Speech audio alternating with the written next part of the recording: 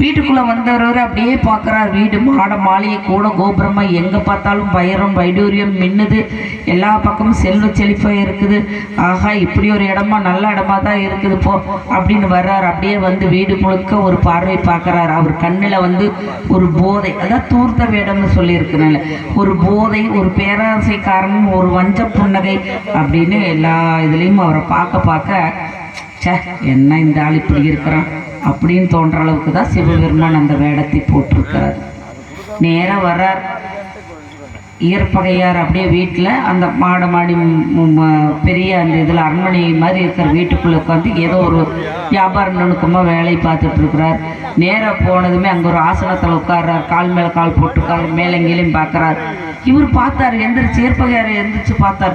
ஆஹா, திருநீர் அணிஞ்சிருக்கிறாரு, ருத்ராட்சம் போட்டிருக்கிறாரு, பூநூல் வச்சு போட்டிருக்கிறாரு.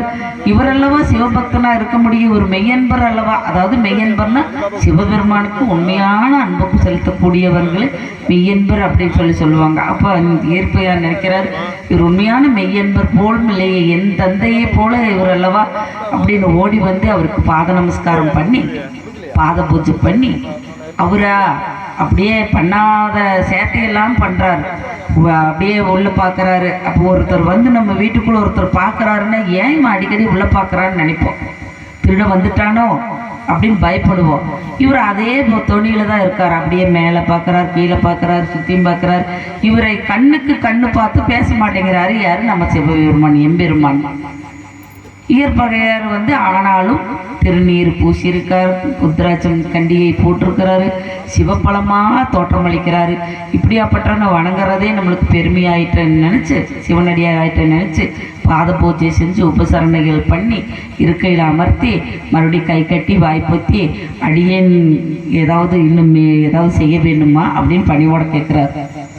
இவர் பார்க்குறார், யார் நீதான் இயற்பகையா, ஊருக்குள்ள உன்னை பற்றி நிறைய பேசிக்கிறாங்க அப்படி. நான் ஒரு நம்ம இதுக்கு பேசி பார்க்கலாம்.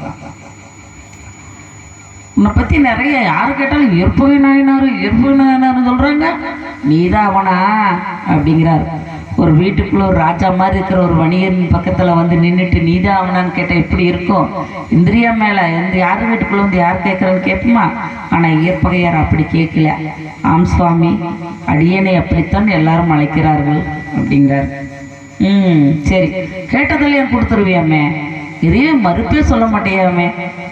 இல்லை சாமி, என்னால் முடிந்த அளவு நான் செய்வேன்.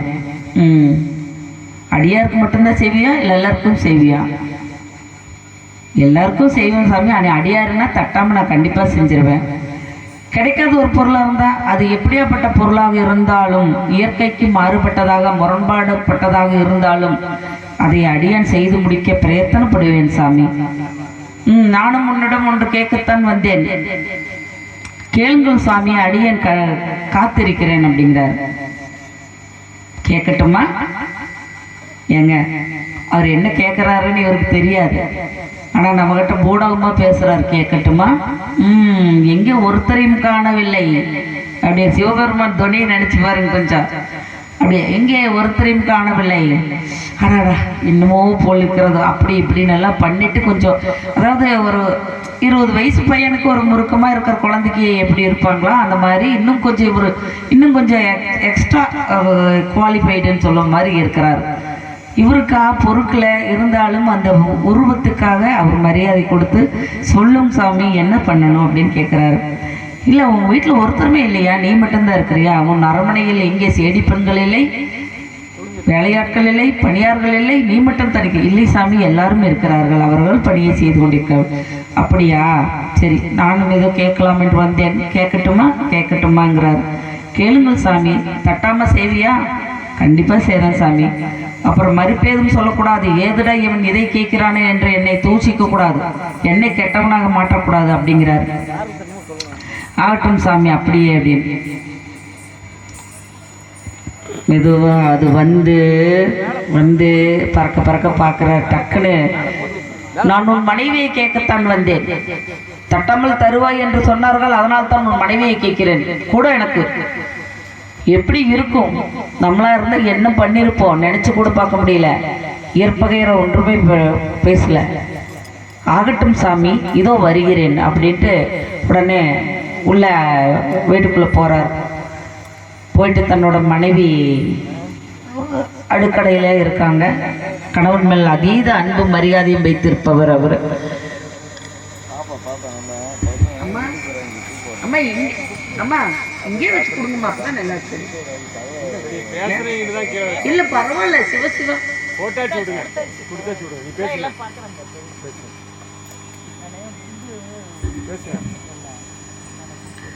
இது பேசுறது கேட்கறதுக்கு உங்களுக்கு முடியுதுங்களா? உங்களோட ஒப்புதல் இருந்தா தான் நான் பேச முடியும். பேசலாங்களா? ஏதோ எனக்கு தெரிஞ்சு கொஞ்சம் என்ன பேச்சாளர்லாம் கிடையாது, ஏதோ உங்களை பார்த்தா அது பேசி படிச்சதான் பேசிட்டு இருக்கிறேன். அதுல இங்கே தவறு வந்திருக்கிறார், ஒரு பயம் இருக்குது. இருந்தாலும் சிவபெருமான் காப்பாத்திட்டு இருக்காருன்னு நம்புறேன். நீங்க எல்லாரும் எனக்கு சிவபெருமான் தான். ஓம் நமச்சிவாய. ஓம் நமச்சிவாய சொன்னா திருப்பி ஓம் நமச்சிவாய சொல்லணும். நீங்க சொல்றது கைலாயத்துக்கு போய் கேட்கணும், அப்பதானே அவர் திரும்பி பார்ப்பார். எத்தனை கோடான கோடி ஜீவராசிகள் இப்போ ஓம் நமச்சிவாய ஓம் நமச்சிவாயன் மகா சிவராத்திரி கொண்டாடி சிவபெருமானை அழுது புரண்டு ஆர்ப்பரித்து கேட்டுக்கொண்டிருக்குது. நீங்க ஓம் நமச்சிவாய கூட சொல்லலைன்னா எப்படி திரும்பி பார்ப்பார்?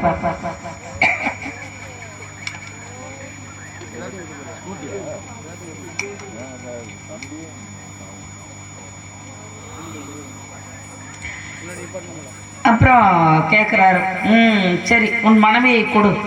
இதோ வருகிறேன் சாமி.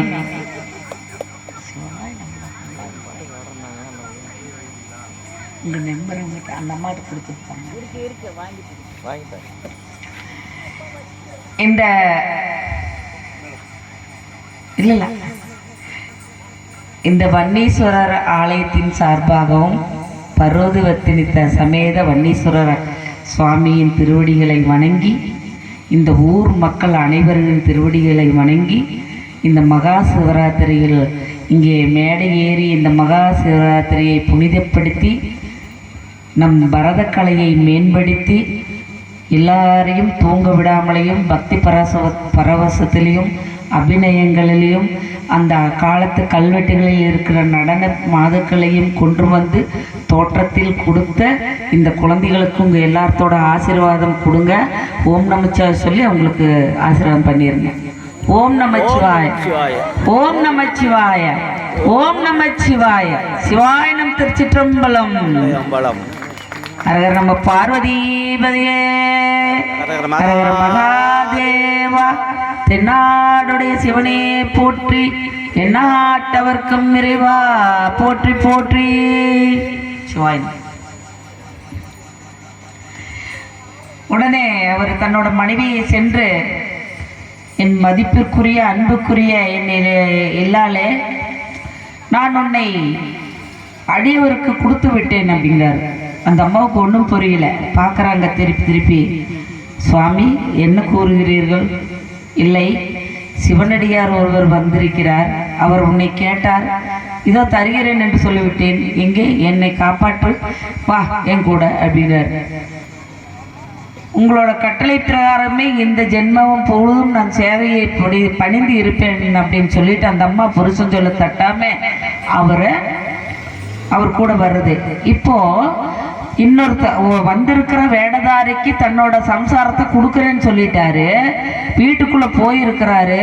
அந்த மனைவியை அழைத்து கொண்டு இங்க வந்து அவர் கையில ஒப்படைக்கணும். அப்படி ஒப்படைக்கிறதுக்கு முன்னாடி என்ன பண்ணுவாங்க?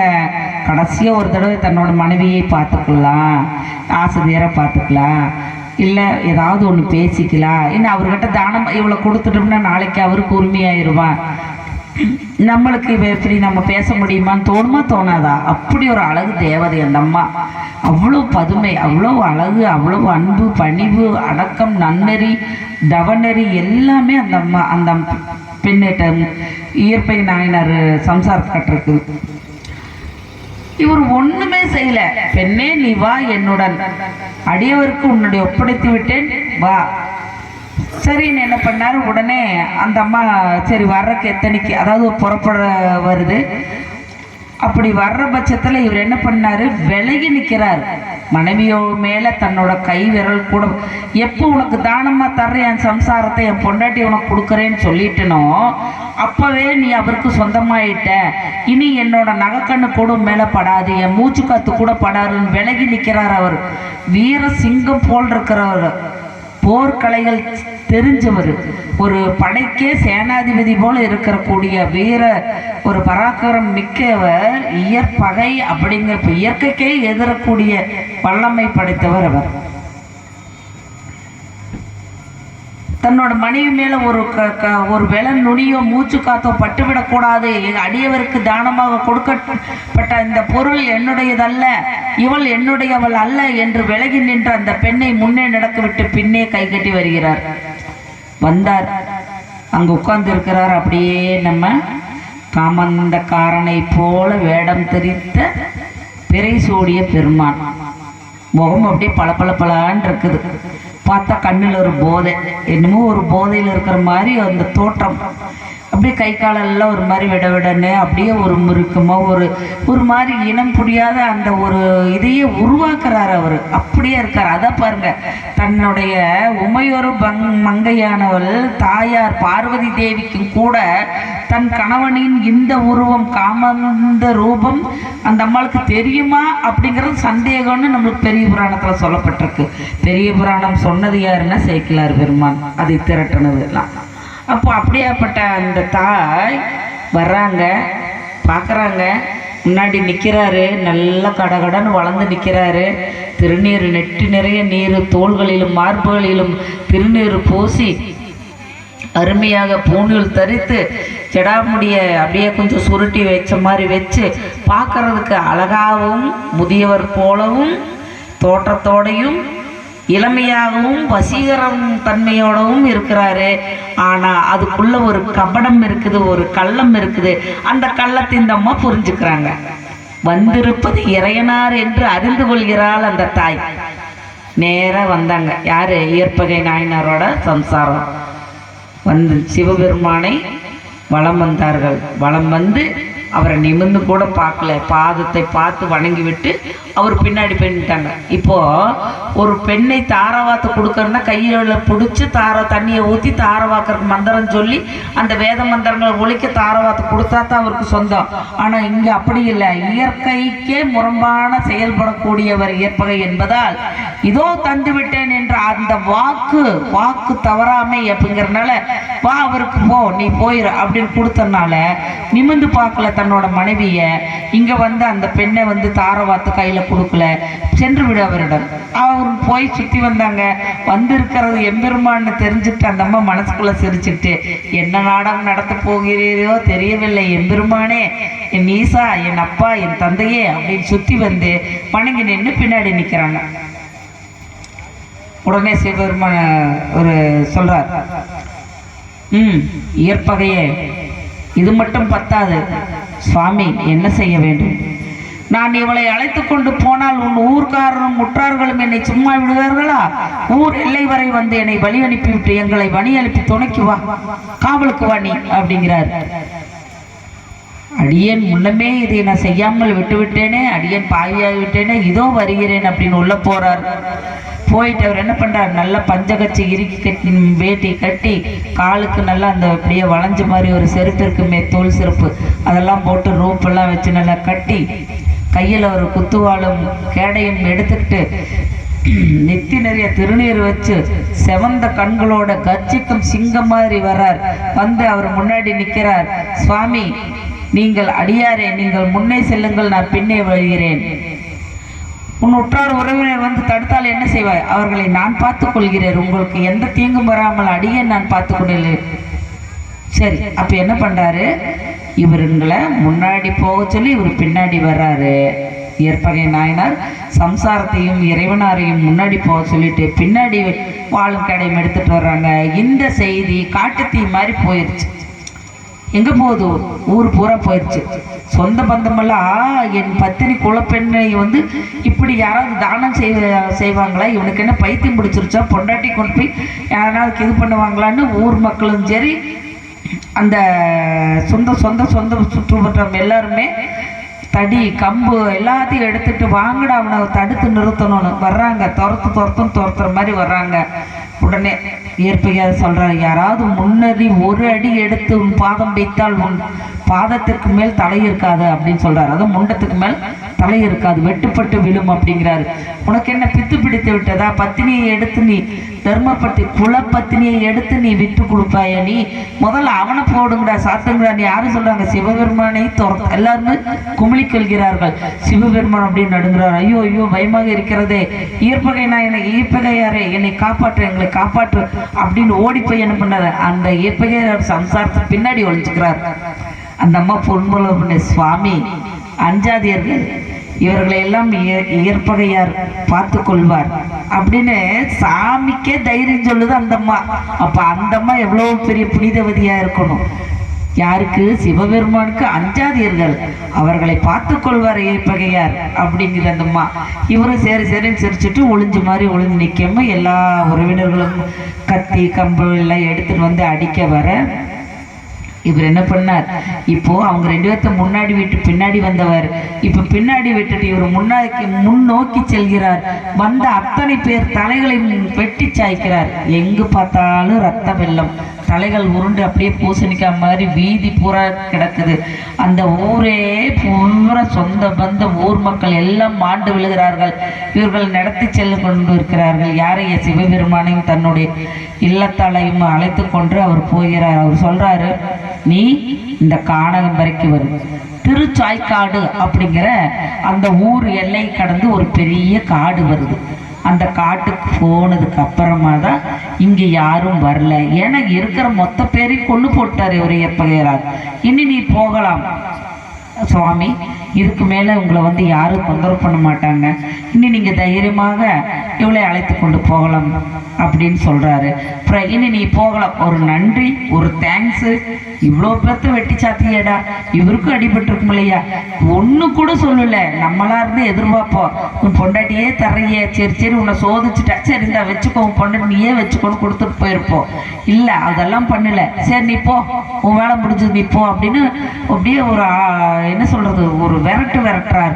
உன்னை எப்ப ஆகட்டும் சுவாமி அப்படின்னு திரும்பி நடந்தால் முதுகை காட்டி கொண்டு நடக்கக்கூடாதுன்னு சொல்லி பணிவாக கை கட்டி பின்னோக்கி அப்படியே செல்றாரு இயற்பகை நாயனார். ரொம்ப தூரம் வந்துட்டார், 7 காத தூரம் வந்துட்டார். பெரிய மலை, திருச்சாய்க்காடுங்கிறது ஒரு மலை. அங்கிருந்து இவர் இறங்கி இறங்கி இறங்கி வந்துட்டார். அவர் உடம்புல தெம்பே இல்லை, உடம்பெல்லாம் ரத்த கலரி பூரா ரத்தார வடிஞ்சிட்டு இருக்குது. அப்படியே ஓஞ்சு போய் எந்த வருத்தமும் இல்லை. தன்னுடைய இல்லாளை கொடுத்து விட்டோமே என்ற வருத்தம் இல்லை. அடியாரின் ஆசையை நிறைவேற்றி விட்டோமே, இயற்கைக்கு முரண்பாடுதானாக இருந்தாலும் கூட தன் மனைவியை கொடுத்து விட்டு சமநிலை மனதோடு திரும்பி பாராமல் வருகிறதை பார்த்து சிவபெருமானே மனசு வருத்தப்படுறார். ஐயோ, இப்படி அல்லவா ஒரு உண்மை அன்பு இருக்க வேண்டும், இவனல்லவா உண்மை தொண்டனாக இருக்கிறான். கொஞ்சம் கூட அப்பளுக்கு இல்லையே, திரும்பி கூட அவன் பார்க்கலையே, இவனல்லவா உண்மை தொண்டன், இவனை உலகறிய செய்ய வேண்டாமா அப்படின்னு என்ன பண்றாரு, இவரை 7 காத தூரம் போயிட்டார. அடியேன் மேல் அன்பு வைத்த இயற்பகையாரே, இயற்பகை முனிவா, ஓலம் அப்படிங்கிறாரு. எங்க 7 காதோன்னு 7 மைல் தூரத்துக்கு இருந்துட்டு அவர் ஓலம்னா ஆபத்து அப்படின்னு சத்தம் போடுறாரு சிவபெருமான். ஓலம், என்னை வந்து காப்பாற்று ஓலம் அப்படின்னு சொல்லி ஓலம்னு சொல்லி திரும்பி திரும்பி சொல்ல எங்கேயோ இந்த சத்தம் வருதுன்னு திரும்பி பார்க்கிறார். அப்படியே புலி மாதிரி பாஞ்சு அந்த 7 மைல் தூரத்தை 7 நொடிகளில் கடந்து வந்தவர் போல அந்த திருச்சாய்க்காடு அங்கே எங்க மனைவியையும் சிவபெருமானையும் விட்டு வந்தாரோ அந்த இடத்துக்கு வந்து பார்க்கிறார். அங்கே இவர் இல்லத்தரசி மட்டும் நின்று கொண்டிருக்கிறாள். முதியவரை காணவில்லை. வேடம் போட்ட அந்த முதியவரை வேதியரை காணவில்லை. பார்க்கிறார். அப்பவும் போய் என்னம்மா ஆச்சு, எங்க வந்த உங்களோட வந்த அந்த வேதியர் எங்க, வேதம் படித்தவர் வேதியர் அந்தனர் அப்படின்னு சொல்லுவாங்க. அப்ப எங்க அவருன்னு அந்த அம்மா கிட்ட மூஞ்சியே பார்க்கல. பார்த்தா தப்பு, எங்கேயோ அவருக்கு ஆபத்தாயிருச்சு, சிவனடியாருக்கு ஆபத்து வந்துருச்சு, அவருக்கு யாரு வெட்டிட்டாங்களோ குத்திட்டாங்களோ நம்ம பார்த்து தானே விட்டுட்டு போனோன்னு அல்லோலப்படுறார். கடைசியில வானவேலியிலிருந்து ஈஸ்வரனும் ஈஸ்வரியும் விடையேறிய எம்பெருமான் 2 பேரும் காட்சியளித்து அவங்கள வாழ்த்தி இப்படி ஒரு உண்மை அன்பு எங்குமே இல்லை. இயற்பகை நாயனார் என்று உலகம் உள்ளவரை நீ போற்றப்படுவாய் அப்படின்னு சொல்லி 2 பேர்த்தையும் கைலாசம் அழைத்து கொண்டார். அப்போ ஒரு உண்மையான ஆத்மார்த்தமான அன்பு சொரூபமாக நடத்தக்கூடிய ஒரு விஷயம் சிவபெருமானை நேரில் சந்திக்க வைக்க முடியும். சிவபெருமானை நம்ம பார்க்கணுன்னா எதிர்பார்ப்பு இல்லாமல் செயல்பட வேணும். அப்போ இன்னைக்கு சிவராத்திரி பிடிச்சிருந்தா நம்மளுக்கு பலன் கிடைக்கும் அதெல்லாம் நினைக்க வேண்டாம். சிவராத்திரி நம்ம சிவனே நின்று இருப்போம் அப்படின்னு சொல்லி இருந்தோம்னா கண்டிப்பாக இந்த மகத்தான சிவராத்திரியோட நல்ல பலன்கள் உங்கள் எல்லாத்துக்கும் உங்கள் குடும்பத்தாருக்கும் கிடைக்கும்னு சொல்லிட்டு அடுத்த கால பூஜைக்கு ரெடியாக இருக்கிறாங்க. நம்ம பூஜையில் கலந்துக்கலாம். மீண்டும் வாய்ப்பு கொடுத்தால் பேச நேரம் இருந்தால் நம்ம பேசலாம். சிவாயனம். திருச்சிற்றம்பலம். இப்போ காசு அப்படிங்கிற ஒரு விஷயம் எல்லாருக்குமே பொருளாதாரம் தேவைப்படுது. திருமுறையில்